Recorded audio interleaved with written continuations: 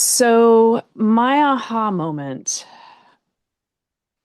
kind of came in on sneaky toes a little bit. I had asked a question at a Q&A about I kept falling asleep during sessions and I needed some ideas, and the suggestion was to stand or one of the suggestions was to stand as I did my communication. And I needed to do a communication for a dear friend who takes in animals that are towards the end of their life and need a home to pass in, more or less.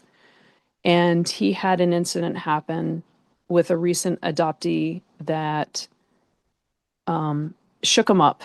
And he wanted to just ask if, what happened or just any information at all. It wasn't that I needed to find out exactly what happened. He just wanted to make sure she was okay.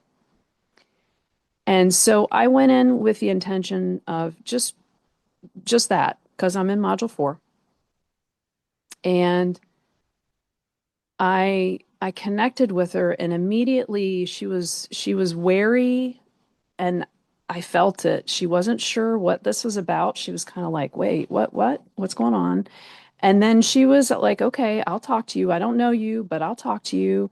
And she's only been with them for a couple of days at that point, so she doesn't know for sure about Eric and John either.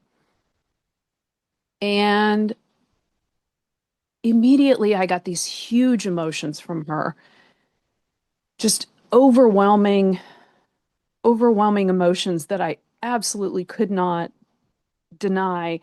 And she was just so grateful that they had given her a chance, that they had taken her in. And she said, "I might be old, but I've still got a lot of gumption in me." And, I knew already that she had a failing heart, but I felt the weight of her heart failure. I could feel it in my chest.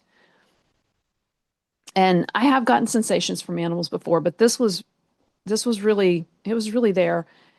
And then I asked her about the incident of her biting someone, and she said, she just showed me this image of her, this hand coming at her, and she couldn't really see it.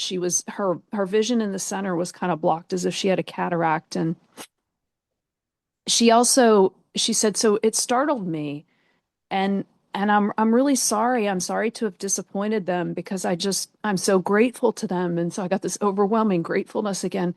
But then she said, "But the woman just had this really bad energy. I don't know how to explain it, but she didn't feel right to me." So I went on and, talked to her for a bit longer and got some other stuff. And she just kept coming back to, "I'm so grateful to Eric and John, and I'm just so grateful to them." And I did an audio transcript of everything that I got, and I sent them that. And then I had it transcribed, and I edited that and sent them that. And I heard back from John, because he spends a lot more time with her. And, he gave me some feedback. He said, "That woman really is someone who has not good energy." And he didn't explain in his, he didn't give me a whole lot of validation one way or the other in his write-up, but um, he did validate a couple of things. And what he didn't tell me was what I got from Eric a couple days later. And I didn't know going into the session that they were actually considering sending her back because of that incident, because it happened like the day they got her. And Eric said because of that session, they had decided to keep her. And one of the things that she told me in the session was, even though she had a bad heart, she really wanted to play. She wanted to play tug of war. She wanted to wrestle gently, but she really wanted that. And he said one of the things that John told me is that they had been doing a lot of playing with her since then, and wrestling and everything. And he wants me to go back in and talk to her again, but I need to talk to him first, because clearly he has some stuff he wants me to ask her.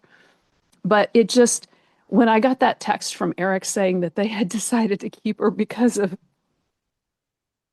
what I had been able to get from her, the overwhelming emotions, there was just no denying.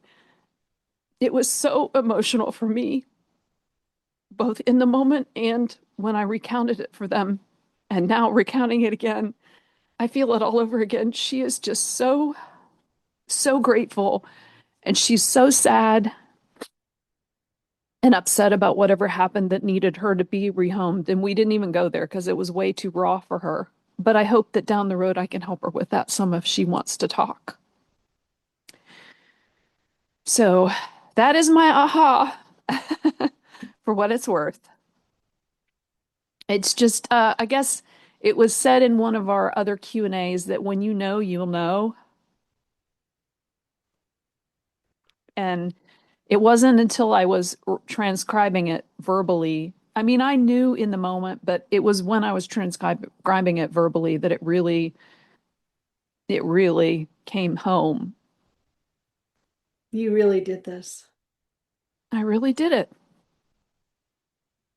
I mean, I felt like I've communicated before, for sure, but this one was just completely undeniable.